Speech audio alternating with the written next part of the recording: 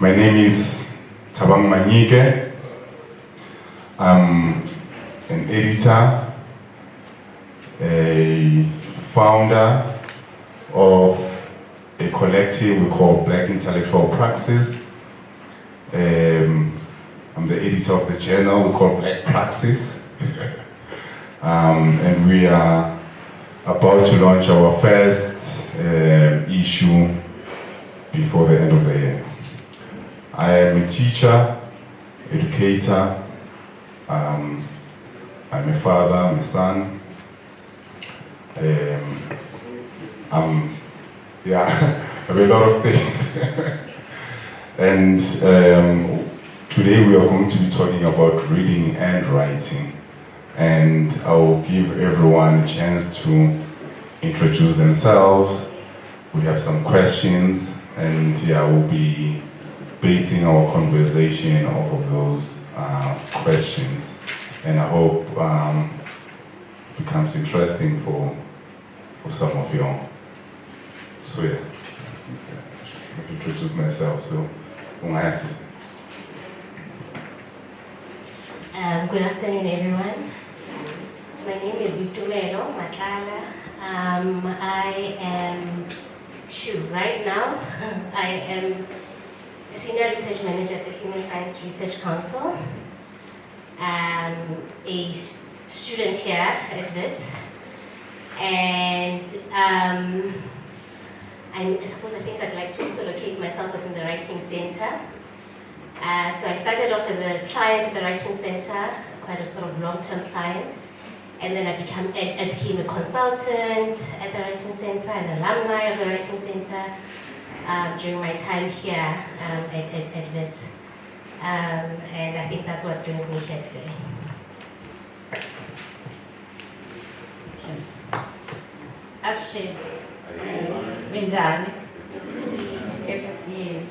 Vito ra mina ni Mangalani, Simangele. Florence wa ka Ngobeni.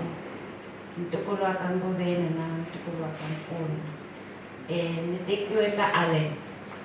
Ni tshama overseas, England. England ni tsala xibukwana. Xibukwana lexi ni xi tsalaka sweswi I xibukwana lexi vulavulaka hi mina. Xibukwana lexi xi sukela emavokweni ya writing school ya la Wits. Ni hlayela exikolweni xa le Wits.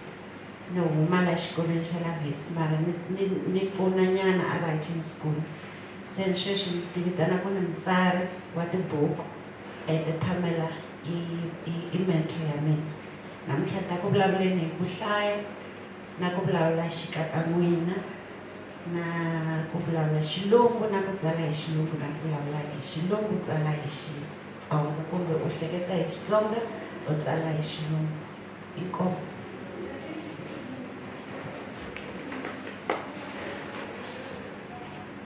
Good afternoon, everyone. I'm not used to introduce myself, but it's always the first time. So they always talk about what I've done and what have you. Okay, my name is Dumisani Sibiya. Currently, I'm an associate professor of African languages in the Department of African Languages at the University of Johannesburg. Okay, let me then connect myself to my home because I call Wits my home because I did almost all of my degrees at Wits up to masters. So I'm a former student of Wits, and I'm one of the very first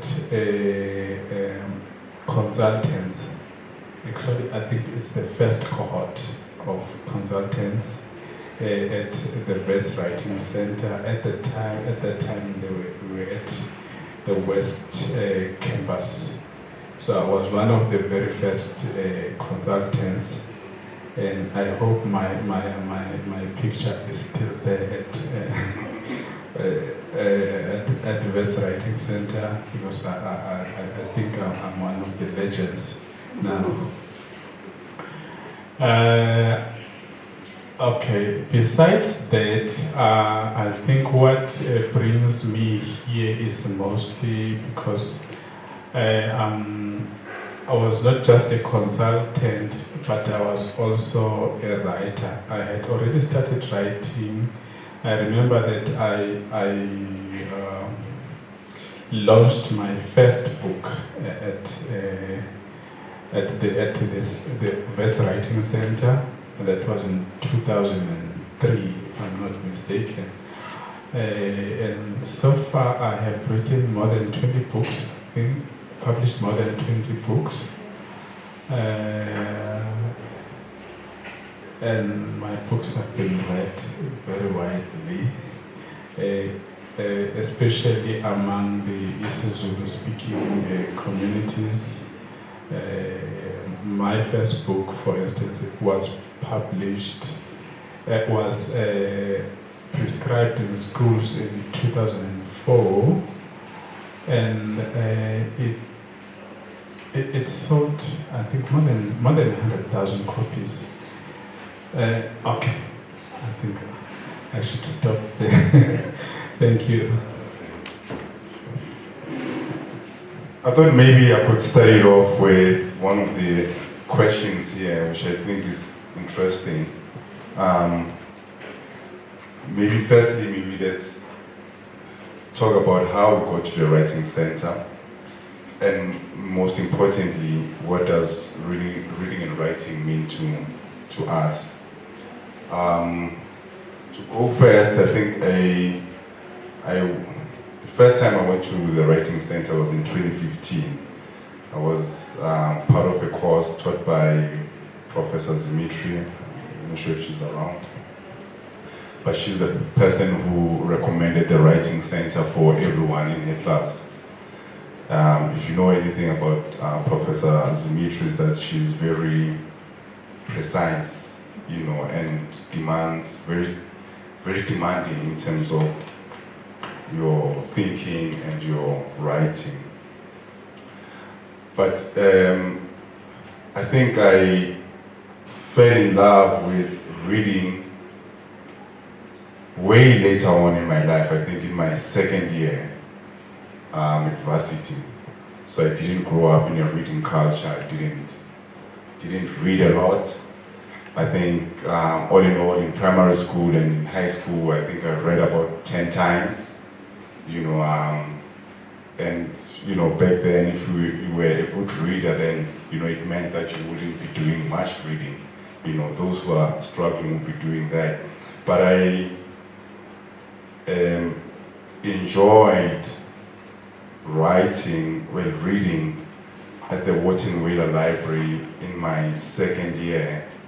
That's when I discovered how, you know, the wells that reading opened up, you know, and I think I was reading Frantz Fanon, Black Skins, White Masks, and that book sort of, it just changed my whole perspective about what it means to be black in the world, about what it means for me to be here at the university, coming from the township, you know, taught me a lot about psychology as well.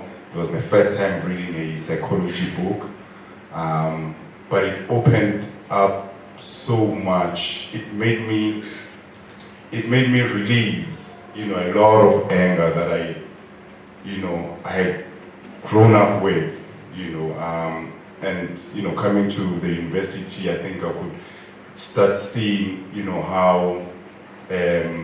how unequal the society, the South African society was, you know, because you could definitely see a person coming from the township, you could see a person coming from the rural areas, and you can tell, you know, if a person comes from, you know, the Model C schools or whatever the case might be.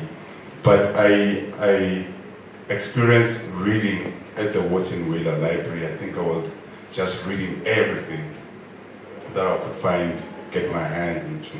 And from then on, yeah, I've been obsessed with reading. You know, I read every day. I love reading. You know, now I can say that. You know, which is something that was very much foreign to me. And I was reading mostly English, obviously, books in the English language. You know, I think the last time I read Shitsonga was in high school. I think, yeah, grade 10, I think in high school also. So not really much in tune with reading my whole language, but yeah, but I've been a reader, and that was, you know, my sort of entry point into reading. All right. So what brought me to the writing center? I think it was about. I was trying to find that out actually on my phone, but I think it was about either 2003 or 2004 when I first got to the writing center. Hawa, People Opposed to Women Abuse, had a writing competition, and I'd written a short story. Well, I was writing a short story to enter that competition, to submit for that competition. And so I went to the writing center for help with that short story. It won second prize at POA, but that was an introduction to the center, an incredible introduction to the writing center, just in terms of community and the style of engaging with a person's work, right? I absolutely loved that. It was frustrating a lot at the beginning, but I really fell in love with the way in which the center really got me thinking about what I was saying, how I wanted to say it, how I was saying it, and it became a community. So I then started being a client now at the center for my academic work. So I started off with the sort of creative work at the center, and then moved on to using the center for my academic work. At the time I was doing my undergrad in the social sciences. And then I joined, at the time we also had the Black Consciousness Collective at the Writing Center. And so I joined the BCC at the time as well. And yeah, that is how I stayed connected to the Writing Center. So I'm not gonna speak Xitsonga on this one, but I was introduced to the Writing Center about 12 years ago. So in my 40s, I decided I'm going to be a student, a full-time student here at Wits. And coming from the apartheid era, coming from a family that couldn't read or write, I was encouraged to escape my life in the township. I was born in Alex, and experienced a lot of abuse at home, in the streets, everywhere else. And I needed to escape. The library was my escape route to books. And when I was reading books, I could just disappear. And I know that that's, something that when you ask people about why they read or what is it about reading, they'll tell you it's an escape route. But I find characters and I find a life that I'd never known because I had never left the country. And when I was 8, somebody asked me, what do you want to be when you grow up? And I said, I want to marry a white man and live overseas and have white children. And in the apartheid times, that was like, this child is crazy. So my family was always like, reprimanding me for looking into their eyes and asking questions. So I was that child, that annoying child that asked questions, and boyfriends hated me. So dating was a nightmare because I'll ask this guy, so do you have an ID? What are your dreams? And I'm in Alex, back in those days, what did I think? So I would escape to, the library. But I got an opportunity to come and study here at Wits. And the writing center I was sent there because my writing, as much as I speak English very well, my writing, which was not at par with the academic expectations meant that I was failing to write my essays in my first year. So I remember the university called me at some point, wrote me a letter to say, you're also failing. So if you don't show us what's your plan for the next 6 months, we're going to discontinue your studies. I'm that child that really wanted to have a degree, regardless of the odds. So going to the writing school, the funny thing is that I then worked at the writing school, and I felt like it was the blind leading the blind. But then I looked at it as I spoke to Pam, that what am I really doing here? And then I understood that I was a good listener. I could sit with someone who just came at varsity first year, was crying. I could empathize with them, and at the same time, I knew their struggle. I understood it better, so I could relate. And with that part, I could then walk the journey with them of trying to write and make sense of what we were writing. And of course, I was 14, and my tutor was 18, and I was married with 2 kids. My youngest was 2 years old, and it was the most humbling experience for me, because as much as I could read and speak English, but I couldn't write properly. But after my degree, I could write, of course. I couldn't get that far if I didn't improve on it. And so writing school gave me the confidence that many of us didn't have. But also it gave me a platform and a place where I could be myself without the embarrassment of the fact that I couldn't write. So, but it gave me a dream. And I thought to myself, I want to write. And of course, people will know me, as you could know, that people box you. So later on in life, I became a psychotherapist. And so I studied, married this white man, had white children, and then ended up overseas. So I live in England. I just flew here for this festival. And I'm currently writing a book, and this book is about my life. And it's called Smile in the Mirror. So Pam is my mentor at the moment, and I would like this book to be published by the end of the year. The other thing is that I then encourage my family members to study, and the stories that were told by my grandmothers are in this book. The stories that were thought of in Shitsonga are in this book. Some of the idioms and stuff that my grandmother did are in this book.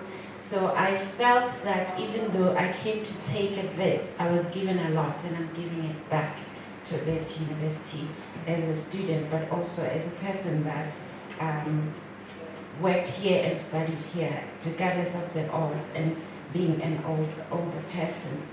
Currently here in South Africa, I've also funded a organization, a scholarship foundation, for kids who are coming out of primary school to secondary school. Then we take them through that journey and pay for them for their tuitions for tertiary school as well. And I wish they could be here, but they're writing exams. And with that as well, we're encouraging the idea that even though you can't go to school, you need to be given a chance to do something. And mine was linked to the fact that I was abused a lot, and sometimes even at home. But we know that the first sexual debuts of children is when they come out of primary school and they start secondary school, and they're abused either on the way to home or at home, and they never make it, most of them, to tertiary school. And I wrote this book as well to say, regardless of where you come from, regardless of who you are, you need to dream. And your dream can be mocked, but that dream will make you somebody that can give to society. So I'm happy to be here today, and I'm happy to be sharing with you, but I'm also saying I'm grateful to the writing school, and I'm happy that I'm giving back to the writing school and to the world.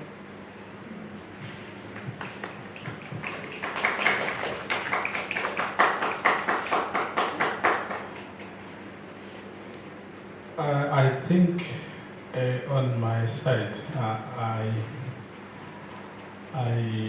actually started writing even before I came to Wits. So honestly speaking, I cannot attribute my writing skills to Wits or Wits Writing Center. I remember I was doing Standard 7, which is now grade 9, at the time when I started writing some poems, some short stories, and then when I was in Standard 9, which is grade 11 nowadays, I finished my first collection of short stories. And then when I started at Wits, during my first year, one professor who is now retired, Professor Thabang, assisted me or hooked me up with a publisher who wanted to some books. And then my first book was accepted, and it was the first year at the university.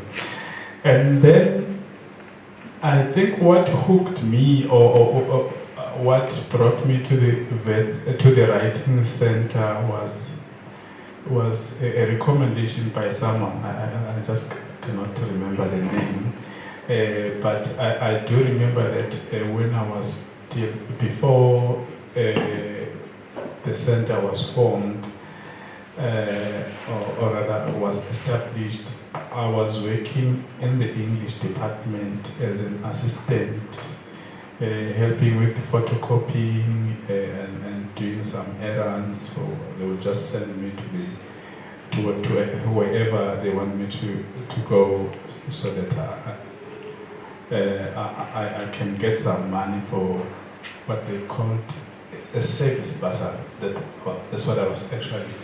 I was servicing my bursary. So and that's how I got to know Pam at that time. And then I got that recommendation because I think in my second year, my lecturers started noticing me because of the grades I was getting. I remember there was Dr. Peter Roll, I think, at the time, and who was teaching in the English department and African literature. I remember I got a 90 for an assignment, so it means there was something good that I was doing. And then I got a recommendation from one of my lecturers.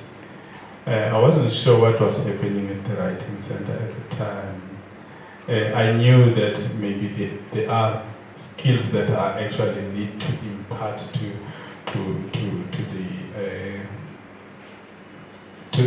younger students, or those whose skills need to be honed. But I was not sure how to do it. I figured it out along the way, and I'm so grateful that I can remember at some point one of the students that I had helped came back to me and showed me the marks, because she came with a draft before submitting, and then we went through the draft, and then I gave her some tips which I was not sure about, but I think they worked. I think, and then after I think all of my life I've just been writing, been reading, and for me, reading is not reading without writing, or writing is not, doesn't actually exist without reading. So it's just two sides of the same coin. If you don't read, at least you must be writing. And if you're not writing, or you don't have time to write, that you at least you must have some time to read.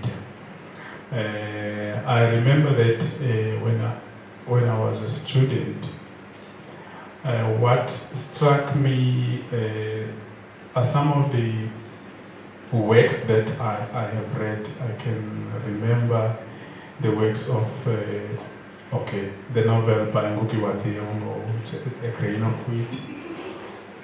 I also fell in love with the George Lemming's In the Castle of My Skin.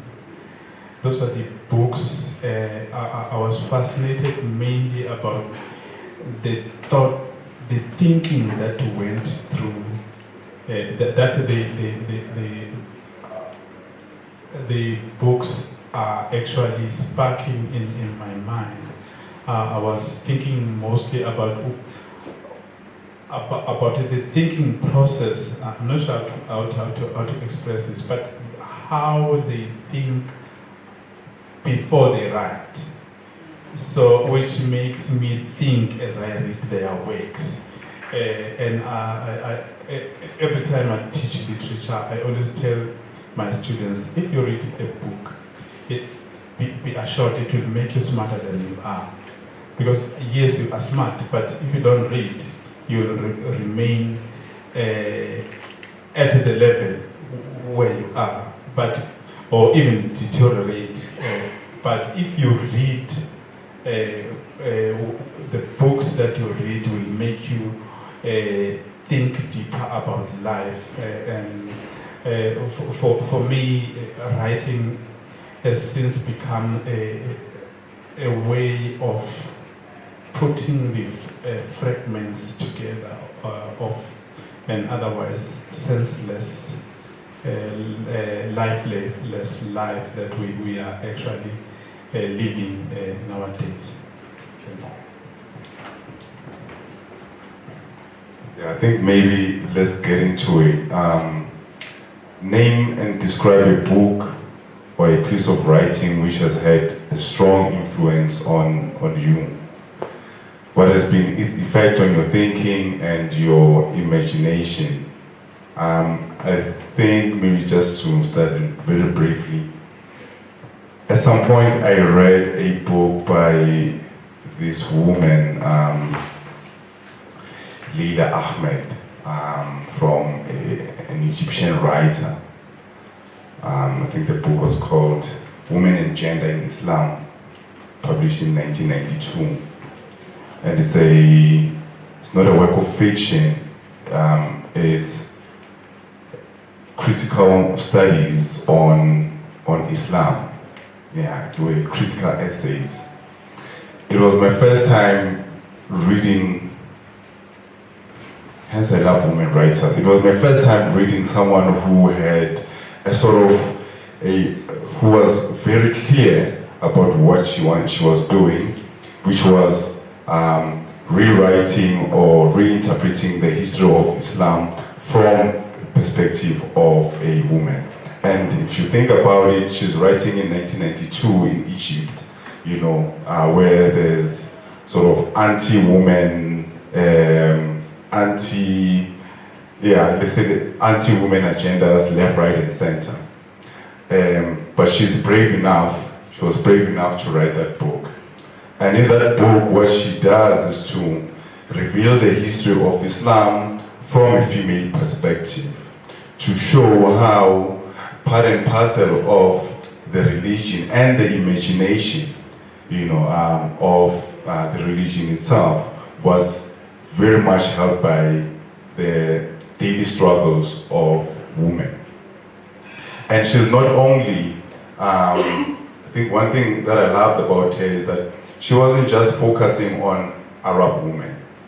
She was focusing on just all women who are part of Islam from different cultures. And I thought it was, because I read that book after reading Edward Said and Viwa Mudimbe. So it contextualized her epistemology. But all of the reviews that I read about that book, and obviously written by males, all of the reviews were sort of just highlighting the shortcomings of that book, just highlighting how that she had a one-sided perspective, that it was, her narrative were so narrow, whereas this is the person who was writing about the history of the Romans, writing about the history of the Greeks, writing about the history of the Arabs in Africa. Her understanding or her handling of historical material was unparalleled. I've never read anyone who had that sort of deep insight in terms of history, and she drew a lot from the oral narrative or oral culture of the Arabs, and I think that book just gave me my first project, because it was from then that I would be super interested in understanding what does it mean to be African and to be Muslim, and since then, I think she wrote about 2 or 3 books. But that book stands out. I think last week I was reading a review of young Egyptian students who are still reading that book, which was amazing to me. But yeah, that's the piece of writing that I would say, very much influenced me. Yeah, this is. Describe the book or a piece of writing you just had a strong influence. Yeah, this was a difficult one because over the years, different people, different writings influence in different ways. But I thought I should go back to the person I was when I was at the writing center and what book stood out for me at the time and was very influential. At the time, it was Nampila Rampila's A Life, her biography. And I think, similar to what Sis Flores was saying around reading, that book opened up a world for me in terms of what possibilities there were for women who wanted a life of thinking and writing and reading.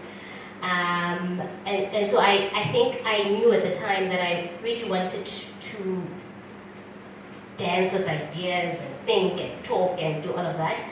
But I didn't know, at least I didn't think that there's something career-worthy in that. And so that book showed me that there's an entire world where you can be a Black female intellectual.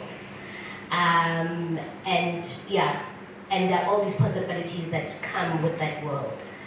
I remember as I was thinking about it, I remember how she went on a residency. I was like, oh, this is possible, where you can take your child and be on a residency and go write something.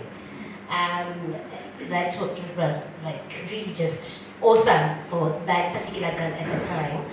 And the other piece of writing would be bell hooks. I forget the title of the article, but it's about, again, similar theme of Black females' intellectual lives, right? And in this piece, it's a very short piece, article, where bell hooks really writes about the struggles of Black women in particular, their struggles with being intellectuals, right? And she looks at what are the expectations that are placed on Black women and how that are sort of counterproductive, counter to a life of an intellectual, right?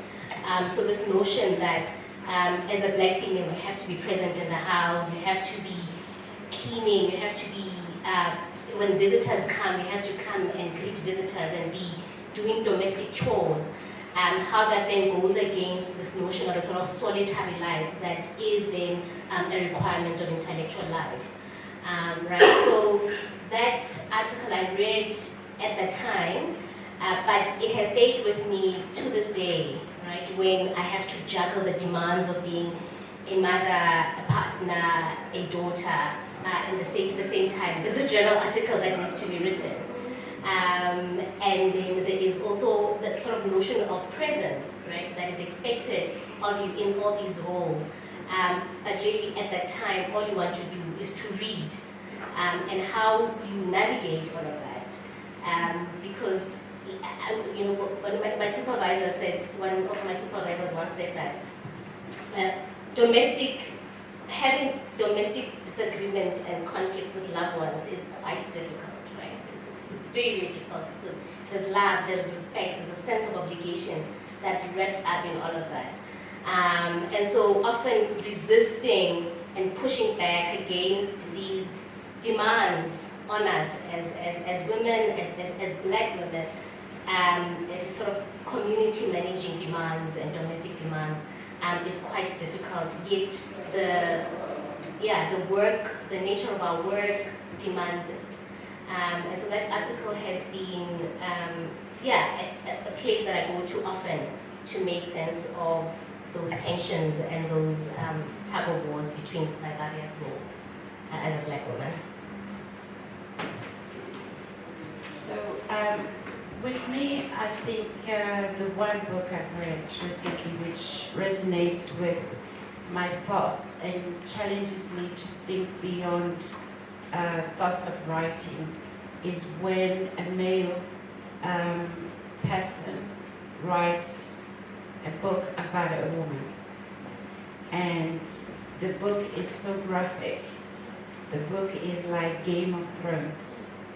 And then I ask myself, who gives this person a right to write such graphic things about a woman when they are a man? And this was by Han Kang, The Vegetarian.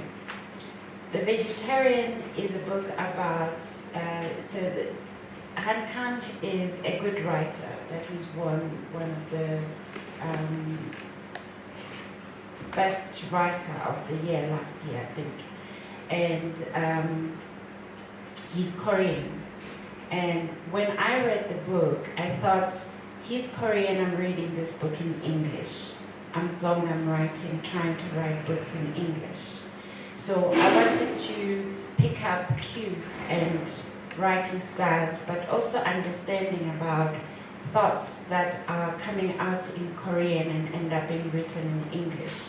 And I started asking myself, do I think in Xitsonga? Do I think in Xizulu?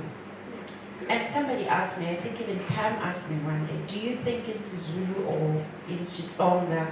And I thought a lot about that. So I'm multilingual. I speak 9 South African languages. And I'm often gossiped about because most of the time I don't look like a typical South African girl. And if I start speaking in English, you won't think I'm South African. So this book, it took me on a journey of Simangele, a girl who never fits anywhere, a girl who then has to voice herself in a world where rights of being a woman are taken away from her and most of other women, but also their voices are not heard. And all my life I've worked as an advocate in policy changing and activist. So when it says doi doi, and I know the subject very well, I'm out there, doi doi, for women and children.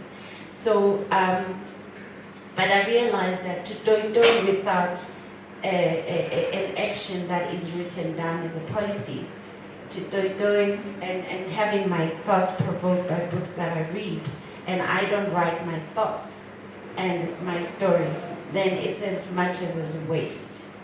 This book talks about a woman who's expected to eat meat because all Koreans eat meat in their culture. You have to eat meat together with other dietary requirements. But this woman decided she's going to be a vegetarian. And she started throwing out food that was stored in the fridge for a long time. And then the husband decided he was going to beat her up. And then she then continued and said, I had a dream. And my dream says I shouldn't eat meat. So then it went to the mental health aspects where I'm thinking, as a mental health person who works with mental health, what does it mean when you're abused and you cannot voice yourself out? And when you voice yourself out, you're then abused further. But then it goes into Game of Thrones now. Game of Thrones, these things are thrown like cabbage and pieces of chicken everywhere, and I'm thinking, am I reading a book that people are actually reading? Is this legal? Is this right? That a man can just talk about how he pushes his wife on the floor, opens up her legs, enters her, and then how she cries, and then he doesn't talk about how it makes him feel, or how it makes this woman feel. But it talks about how we are quietened down as women, not to say how we feel, and we end up having mental problems. Then the family comes in, just like in the Muslim, backgrounds. A woman's voice is not heard. And this book really, for me, is like, okay, when I write, do I write such graphic things about myself? Because at the moment I'm writing about myself. Do I write issues that I think of as a woman, or a man needs to actually narrate my story? And the man in most of this is my abuser. He needs to write this book for me. Will he tell the story the way I want to tell it? So the writing school for me taught me to be a critical thinker, not to take things at face value. Taught me to stand for myself, regardless of who I am and where I come from. Being Simangele, I was never accepted from when I was born, because I was born from a Zulu woman and a Tsonga woman. They couldn't marry because my dad is Zulu, so they look at my Tsonga mom as an inadequate person. So I would like to challenge the thought of how we read and how we narrate the stories, but also how we narrate our stories into books, and how these books are written, but not with the thought of changing the status quo, but challenging ourselves to think about writing as we think. And the question is, how do we think? Do we think in Zulu, or Sotho, or Tsonga, or in Ndebele? And I realize that when I meet Dumisani, I start thinking in Zulu. And I'm trying to think of all these fancy words I could say in Zulu, so that I convince him I'm South African, so that I convince him that I understand his language, but also the excitement of reading a book and writing that book. I also want to challenge ourselves to think about giving people a chance to write even though they're not in academics, and accept that writing without thinking of that as an academic piece of paper, but as a tool to help us and to create that creativity, but also the critical thinking and questioning, but also being curious to know what the other person is thinking. In this festival, there's also the thing that a writing school, it's a dying concept, or writing and reading is a dying concept. We are going into a digital world. What does reading and writing mean in a digital world? In the world where we are now using computers to write our books. Now we get a reader to read the books to us. But then, is there a reader who reads the book to us in Sizulu, in Xitsonga? Is there a book that's written in Xitsonga? And I could ask before I stop, did you understand my introduction in Xitsonga? Who did?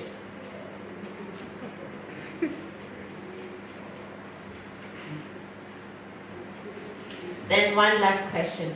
How did it make you feel? I'm going to the psychotherapy part. How did it make you feel that I stood here and spoke in my language and introduced myself in my language? So I'll just leave it there, but if you want to respond, please do so. I don't know if people need to be given mic, or if we can have that as a question later on and we can discuss it. Anyone who wants to respond? Yes, ma'am. No, just was listening to the rhyming of the words of Yes. the language, the rhythm in the language, the beauty, the spirit. It makes me feel good. Thank you, my sister. I think it was a good way to end your talk, because my writing is mainly about, I think about, it's mainly about the self. It's about expressing a culture. Because when you spoke in Xitsonga, I felt that there is someone who is proud about her language, about her culture, about someone proud about what she is doing, about who she is.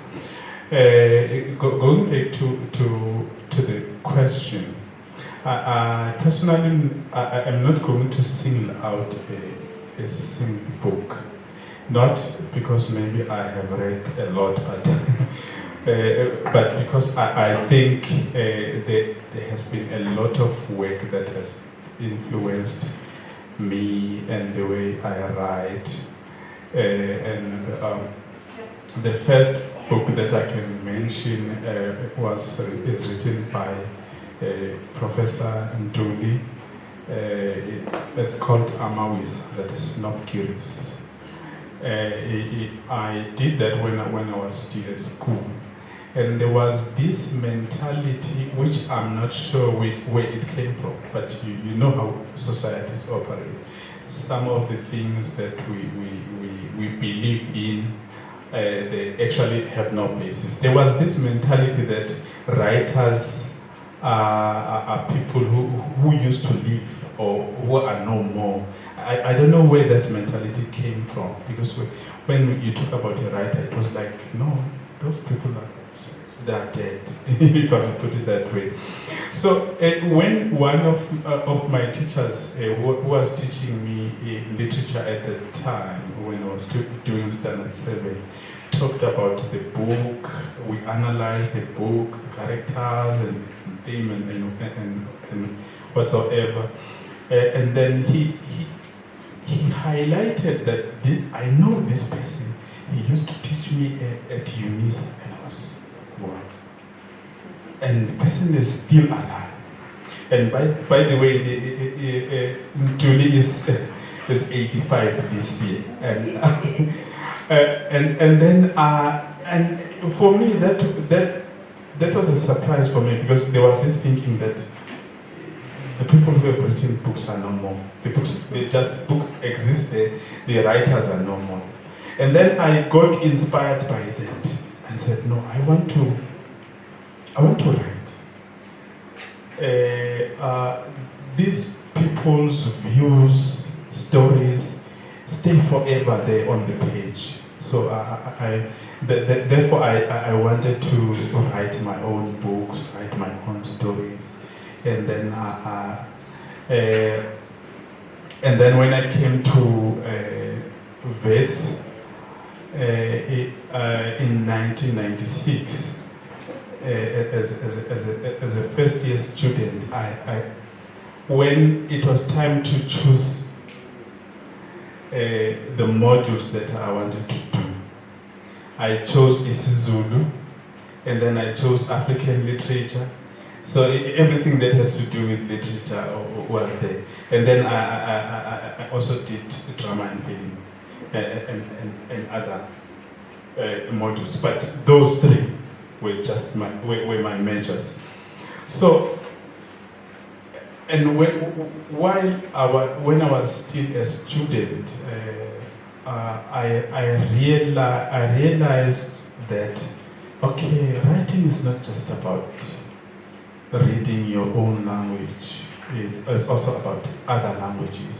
And then I learned that Professor Make, who later helped me, was writing in Sesotho. And I decided that I'm going to read his books, because I had also learned that he has won awards. And I said, okay, there's something about his writing. There's something about the way he writes, maybe. And then I started reading Sesotho. I taught myself Sesotho. I bought a dictionary. I read one of his novels, Sijamona Asmopeti. which had won an award. So, okay, I've mentioned 2 books now. And then from the English side, I think I did mention George Lemming's In the Castle of My Skin. But I think that there's something that is fascinating me about the Caribbean literature, and also their music. I can just remember some of the songs by the Manhattans when I'm not a very good singer, but when they sing, in one of the songs they talk about one of the songs says there's no me without a you, and there's no song without a meaning, and there's no mouth without a mind. There's a song that goes like that by Manhattans. And there's also another song by Curtis Mayfield where he says, let us teach children that freedom is never free. Those are some of the ideas that I think they have informed my writing when I think about things, when I think about myself, when I think about everyone's identity. Something that you are, it's also something that you are not, because it also says who you are. For instance, in isiZulu, there is a saying or an expression where a grandmother would say to you, or your mother or your father, I mean, will say to you, I'm not your grandmother. They will say, Angiyeno gogo wako. And it does not necessarily mean yes, literally it means I'm not your grandmother or your grandfather. But it actually means don't mess with me. So they are expressing themselves by saying the opposite. Those are the ways in which I think about who I am. I am who I am, and I am who I am actually not. Because what I am not expresses the kind of a person that I am. Another expression in isiZulu, for instance, there's an expression that says, Angionitsa. That is, I'm not marijuana. Yes, we see you are not dead. But the meaning of that is that don't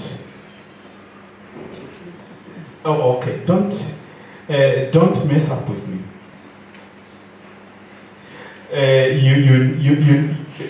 In that way, I am expressing myself by saying the opposite.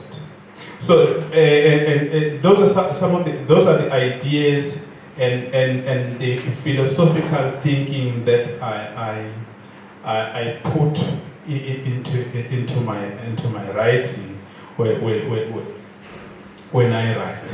For example, in one of my novels, I just think about a simple thing like going overseas, and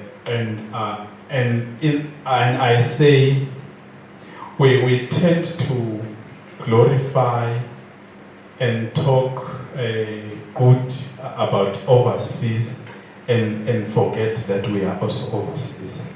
Because whenever those people, when you go into England or to America, when they come to South Africa, they're saying that they're going overseas.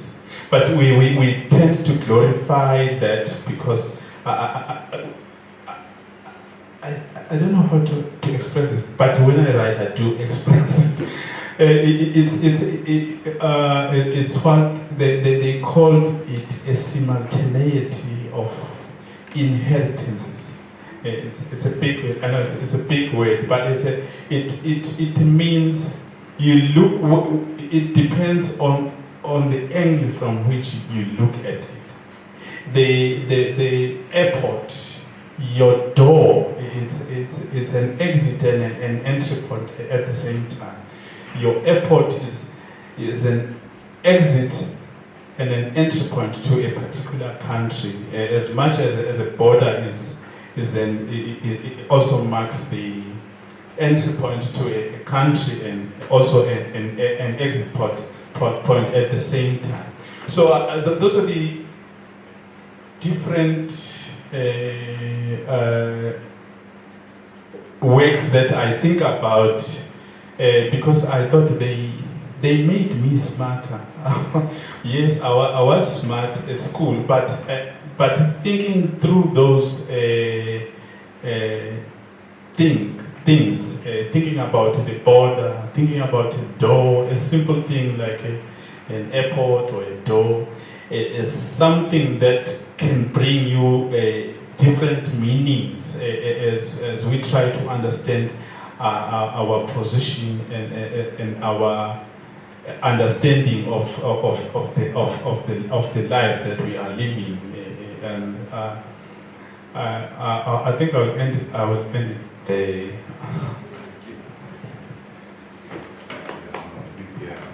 Time flies when we're having fun. Yes.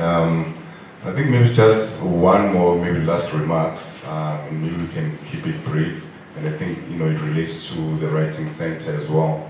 What advice would you give current writing fellows in the writing center and in the writing program?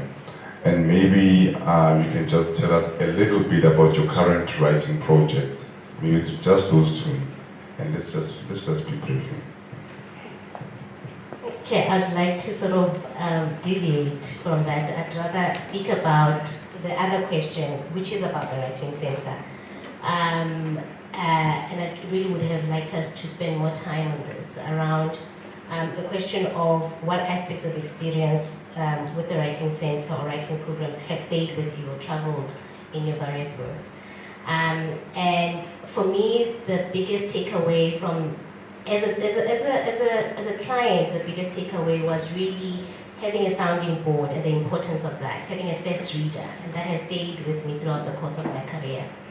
And just the process that the center uses around getting you to think about what you are saying and why you are saying what you're saying and how you want to say what you're saying. Where the consultant really sits with you and takes you through what are you saying here, right? So that you can bring out the meaning of what you're trying to say. So that has been incredible for me. And the importance of argument, I think in this day and age, we really undermine the importance of that. And I think I've seen that happen at multiple levels. The importance of, as a student, being able to make an argument, which I think later on in life speaks to your ability as a human being to have a stance, to have a politics, to have a position on things. Right? So you can move that argument to various scales. It's not just argument on paper, but it's also about argument in life, right? So that has been one of the greatest lessons that the Writing Center has taught me. And I think the last one that I'd like to highlight is really writing as thinking. That writing is thinking. And often we make the mistake, and like, oh no, I'm going to think and then I'm going to write. But no, writing is you thinking. That has been one of the greatest lessons that I've received from the Writing Center. And that writing is simply a manifestation of your thinking, right? It's a materialization of your thinking. And I think that really, as a writer, as a student, it gives you some level of compassion with yourself when you're having to delete and rewrite sentences, to see that as a process of you formulating your thought and of you working out your thinking, right? So often we think, oh no, but I can't write because I've been having to delete and erase and all of that and revise for so many times. But actually that writing is a reflection of how you're thinking and you're working out your thought. So those three lessons from the Writing Center have been incredible for me, and they've stayed with me throughout. Thank you. So for me, the writing school became a platform, became a safe space, and it influenced me to be a psychologist, to work with policymakers, to be an activist, to be a writer. But it also went to me, it came to me at a time when I was thinking, I'm an adult. What am I doing studying as an adult? And what am I doing working at a writing center because I can write? But it showed me that the foundation to any change in the world is in the writing center. It starts there. It's like conception in making a baby. It's a conception area. It's a platform where babies are actually made. And they're born. And they grow. And they become curious. Then they attain other influences. Then they make a difference, because the writing center is a place for me where it taught me strategy. It taught me structure. It taught me creativity, critical thinking. Challenging the status quo, but it was done in a place where I felt safe. This university or any other institution, they're fooling themselves to think that they can make a difference without that foundation.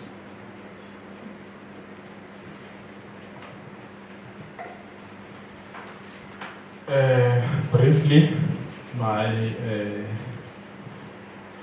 advice is that writing is not for the lazy ones.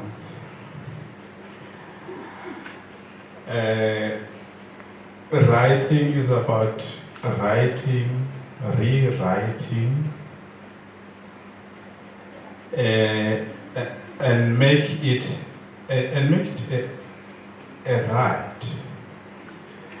Something that you do now, like a ritual, making it a right, until you get it right, as in R-I-G-H-T, until you get it right. So writing is about writing, rewriting, and then you get it. As you write, you become better. So that's why I'm saying it's not for the lazy ones. And I know that most of the students that we are teaching today, they just don't want to write and go back to what they have written and correct themselves even before they come to the writing center or they submit. You find an assignment or a work that is littered with the unnecessary grammatical and spelling mistakes, which are actually going to irritate the lecturer before he or she gives you the mark. So for me, the advice is write and make it the right, your right, until you get it right. Thank you. Thanks. That was a wonderful session. Thanks for the discussion and for the conversation, your thoughts. It was really lovely, and unfortunately we've run out of time as usual. But yeah, thanks everyone for staying through.